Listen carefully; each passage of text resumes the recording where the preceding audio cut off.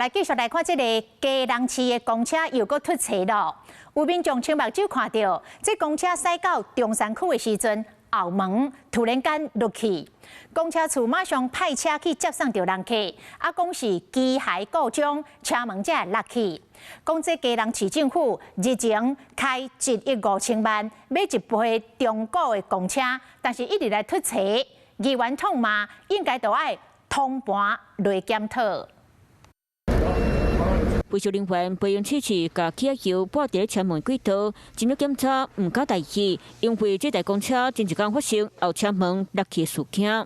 网友伫咧社群软体铺文，基隆客运302班次车门落去吊伫半空中，网友惊到流泪讲，感觉后一秒就是车链连出去。坐公车坐50年，也捌看过这落正合的代志。看人来规大堆，我才出去看到咱门派。前天的是的。我这个有提一个锁啊，去改白的，伊才驶走。当然是要注意安全，当然是会觉得后车门掉是蛮夸张的。代志就发生伫17号中昼302公车驶到花园新城站，后车门各种海气，车就无搁再开。落尾公车处赶紧调派另外一台公车来接送乘客。机械性的临时故障。那目前已经入场检修，已经装置完妥。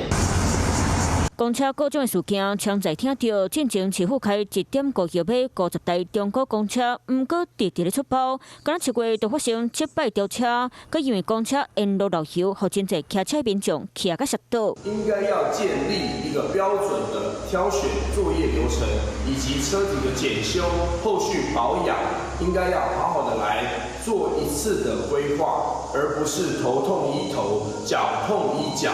公车是每一座城市运输工具，大家拢坐着，毋过定定咧出代志，民众出轨安全，谁要负责？